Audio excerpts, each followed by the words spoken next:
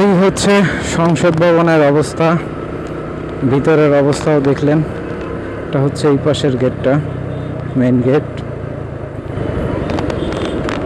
উৎসুক জনতা অনেক এখানে।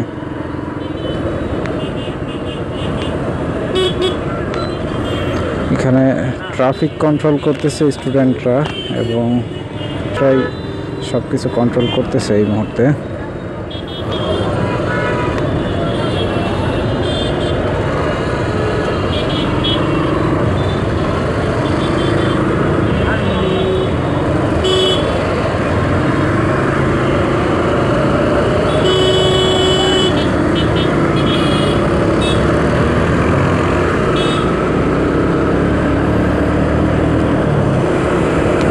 রাস্তায় গাড়ি ঘোড়া অনেক কম, ঢিলেঢালা ভাবে চলছে, যানবাহন খুব কম, গণপরিবহন যেগুলো।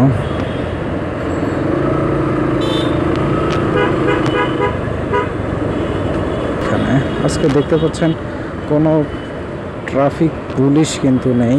শিক্ষার্থীরা আর কি এখন ট্রাফিক পুলিশের দায়িত্বটা পালন করছে প্রত্যেকটা মাঠ, দেখতে পাচ্ছেন।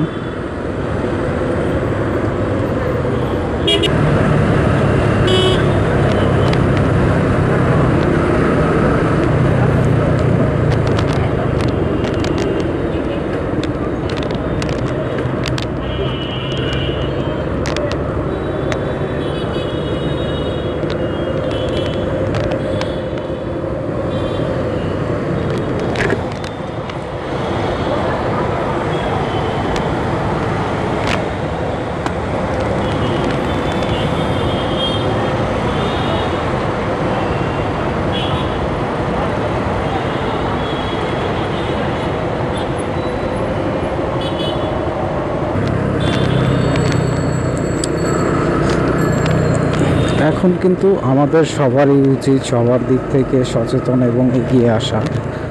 দেশের যে বর্তমান সার্বিক পরিস্থিতি বিবেচনা করে আমাদের সবারই কিন্তু একটা দায়িত্ববোধ থেকেই যায় দেশের প্রতি। ট্রাফিক পুলিশের কাজ করতেছে বিভিন্ন জায়গায়, বিভিন্ন স্থানে তারা কাজ করতেছে। এটা আমাদেরও নিজেদেরও কিছুটা এগিয়ে আসতে হবে, তাদেরকে সাহায্য করতে হবে। নিয়ম মেনে রাস্তায় চলাফেরা করি এবং সতর্কতার সাথে চলাফেরা করি।